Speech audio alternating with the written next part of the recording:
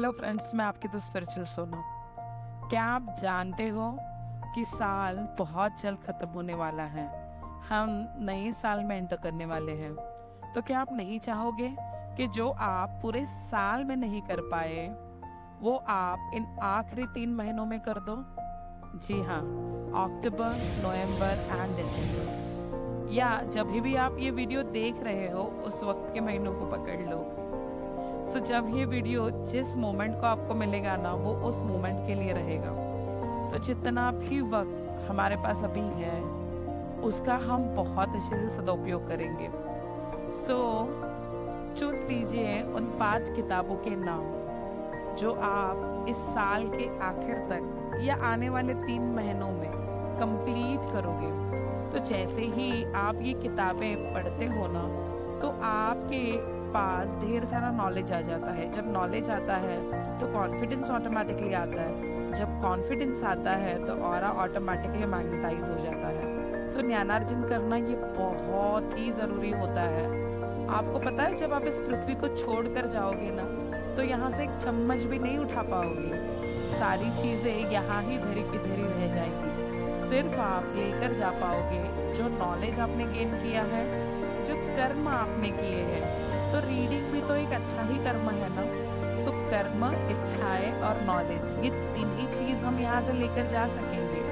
तो क्यों ना इस आने वाले पल का सदुपयोग किया जाए और एक वक्त फिक्स किया जाए। और दिन में हम एक प्रण लेते हैं कि मैं 30 to 35 पेजेस पढ़ूंगा। तो अगर आप ये रेशियो रखते हो तो आप 1 वीक में एक किताब अच्छे से खत्म कर लोगे। तो पढ़ने के लिए बस नहीं पढ़ना है, पढ़ते हुए उन चीज़ों को समझते समझते पढ़ना है। जो भी चीज़ आपको अच्छी लगे उसे हाईलाइट भी करना है, ताकि जब कभी जीवन में आप कहीं अटक जाओ, तो जब भी आप उस किताब को पूरी तरह से ना पढ़ पाओ, तो जब आप वो हाईलाइटेड पॉइंट्स पढ़ लेते हो ना, सो पूरी की पूरी किताब जो है ना, वो कंप्लीट रिवीजन मोड में आ जाती है और आपको बहुत अच्छे से मदद करती है। ये कुछ किताबें हैं जो मैं आपको सजेस्ट करना चाहूँगी। ये वही किताबें हैं जिन्होंने मेरा जीवन बदला है। तो आज जब मैं मुड़ के देखती हूँ ना, तो मैं बहुत आगे आ चुकी हूँ, लेकिन उसका कहीं ना कहीं पूरा जो श्रेय है वो मेरी गुरु अंजना मैम को जाता है, क्योंकि उन्होंने मुझे रीडिंग सिखाई। रीडिंग ये हैबिट होनी चाहिए, लाइफस्टाइल होनी चाहिए। तो जैसे सांस लेने के लिए आपको सोचना नहीं पड़ता ना, वैसे किताब लेने के लिए भी सोचना नहीं पड़ना चाहिए। क्योंकि जब आपका ना, आप बोलते हो ना कि मैं अभी बहुत बिजी हूँ, तो आप वो ऑरा क्रिएट करते हो कि हाँ बिजी हूँ, और वही एनर्जी आपके जीवन में अट्रैक्ट होती है। क्योंकि हम सब कहीं ना कहीं मास्टर्स होते हैं। तो हमारे जो बोले हुए शब्द होते हैं ना, वही हमारा भविष्य तय करते हैं। तो वही जो मोमेंट होता है वो आपका फ्यूचर रिक्रिएट कर रहा होता है। तो आप ही भले कितने भी बिजी हो, लेकिन ये मत बोला करो मैं बिजी हूँ। जब आप ये बार बार बोलते हो मैं बिजी हूँ, तो वही इमोशंस और वही एक्शन आपके जीवन में इंक्लूड हो जाती है। क्योंकि यूनिवर्स का काम तो वही है, जो आप मांगोगे वो आपको देना। तो आप अगर बोलोगे बिजी हूँ, तो यूनिवर्स लेगा बिजी, और ये स्विच वर्ड पे वो काम करना शुरू कर देगा। तो यूनिवर्स को इतना वक्त नहीं है कि वो आपका पूरा सेंटेंस सुनने बैठ जाए। वो सिर्फ स्विच वर्ड्स को लेता है और काम करना शुरू कर देता है। तो यूनिवर्स की एक खास बात है कि वो नेगेटिव कभी नहीं समझता। तो मैं बिजी हूँ अगर आप बोलोगे, तो वो पॉजिटिव वे में लेकर वही चीज़ कर देगा। तो इसीलिए किसी को गलती से भी पागल ये वर्ड भी नहीं बोलना चाहिए। क्योंकि कहीं ना कहीं जब हम बोलते हैं ना, अरे मैं क्या पागल हूँ क्या, तो हम खुद ही को अभिशाप दे रहे होते हैं। सोच समझ के हमारे शस्त्र, यानी जो हमारे शब्द हैं, उनका इस्तेमाल करना चाहिए। तो हम हर रोज यही बोलते रहते हैं, मैं ना इन दिनों बहुत बिजी चल रही हूँ, मैं ना इन दिनों बहुत बिजी चल रही हूँ। तो आपके पास काम हो या ना हो, लेकिन आप बिजी जरूर रहेंगे। और अगर आप खुद को ये बोलना शुरू कर दो कि मेरे पास तो बहुत वक्त है, तो वो वक्त ना आपको मिलना शुरू हो जाएगा। तो इसीलिए बहुत ज़रूरी है ये कहना कि मेरे पास बहुत वक्त है। तो मैं भी फैमिली को संभालती हूँ, मेरी भी छोटी बच्ची है, उसके भी स्कूल्स होते हैं, अभी तो उसके एग्जाम्स भी चल रहे हैं, उसमें मैंने वेबिनार भी किए हैं। मैं रीडिंग भी करती हूँ, मैं मेडिटेशन भी करती हूँ, मैं मेरी सारी प्रैक्टिसेस भी करती हूँ।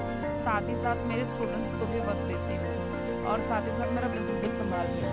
तो मैं भी आप ही की तरह एक आम इंसान हूँ। आम नहीं हूँ, मैं स्पेशल हूँ। आप भी स्पेशल हो, इसीलिए तो इस वीडियो तक पहुँचे हो। तो हम स्पेशल लोगों को हमेशा वक्त निकालना बहुत ज़रूरी होता है। तो हम सक्सेसफुल तभी हो पाएंगे जब हम टाइम मैनेजमेंट सीखेंगे। तो कुछ वक्त में ना हम कुछ चीज़ों में हम बहुत समय बर्बाद कर देते हैं, स्पेशली औरतें, कि खाने में क्या बनाना है। तो पहले ही मेन्यू डिसाइड कर लो हफ्ते का, कि एवरीडे वो वक्त आपका बच जाए। पहले ही डिसाइड करो कि नेक्स्ट वीक में क्या पहनूंगी, तो वो जो मैं क्या पहनूं ये वाला सवाल है, उसका भी आंसर आपको मिल जाए। पहले ही जब आपकी सारी चीज़ें शेड्यूल होती है तो वक्त बहुत बचता है। और दिन में ना कोई एक हैबिट से दूसरी हैबिट टैग कर दो। तो वो कैसे करना है, जैसे समझो कि मैं रोज रात को, अगर मुझे वॉकिंग की हैबिट है, खाना खाने के बाद अगर मैं 10 कदम चल लेती हूँ मेरे ही पैसेज में घर के, तो उसको मैं जोड़ दूंगी मेरे ग्रैटिट्यूड वॉक से। अगर सुबह मैं मेडिटेशन करती हूँ तो मेडिटेशन के बाद में मैं मिरर टेक्निक को जोड़ दूंगी। या नहा के जब मैं बाहर आती हूँ तब मैं मिरर टेक्निक को जोड़ दूंगी। जब मैं दोपहर को फ्री होती हूँ तो मैं लंच के बाद में 10 पेजेस पढ़ूंगी। उसके 15-20 मिनट्स का थोड़ा सा गैप लेके थोड़ा सा मैं काम करूंगी। उसी के 1 घंटे बाद फिर से मैं 10 पेज पढ़ूंगी, तो मुझे बोर भी नहीं होगा। और रात को सोने से पहले 10 पेज पढ़ूंगी, तो 30 पेज तो ऐसे ही दिन में आप आसानी से ख़त्म कर सकते हो। मेरा जो रीडिंग का स्पीड है वो ऑटोमेटिकली ग्रो हुआ है, क्योंकि रीडिंग है ना, आपको वो ज्ञान की भूख होनी चाहिए। क्योंकि लेखक का लिखने के वक्त का इंटेंशन क्या होगा, आप ही सोचो।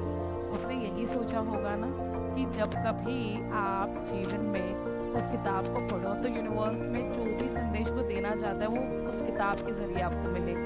मतलब हम दो अनुभवों से सीखते हैं, एक तो हमारे खुद के या किसी और के। तो अगर सक्सेसफुल लोगों ने उनके अनुभव छोड़े हैं तो वो हमें हमेशा पढ़नी चाहिए। और जीवन में हमेशा एक बात याद रखना कि हमेशा लर्निंग बहुत इंपॉर्टेंट होती है। तो जहाँ माता सरस्वती होती है ना, वहाँ माता लक्ष्मी और श्री गणेश ऑटोमेटिकली आपको मिल जाएंगे। तो ये एक बहुत प्यारा सा कॉम्बिनेशन है हमारे जीवन में। तो सरस्वती के साथ लक्ष्मी जी आती ही आती हैं।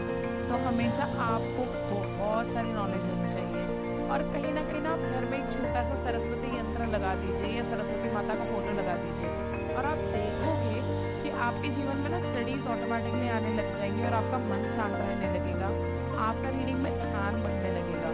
सो हमेशा इन छोटी छोटी बातों को याद रखिए और आपके जीवन में इम्प्लीमेंट करिए। और कृपा करके जब कभी आपको ये वीडियो मिला है, 3 महीने का टारगेट सेट करिए। मैं तो आपको बोलूँगी कि आपको 10 किताबें लेनी चाहिए, वो हाईएस्ट गोल हो गया। लेकिन अगर आप बिगनर हो तो आप 5 किताबों से शुरू कर सकते हो। आप एक बुक ले लीजिए, उसमें आज कौन सा किताब पढ़ रहे हो और उसमें क्या पढ़ा, वो भी लिखने की आदत डालिए।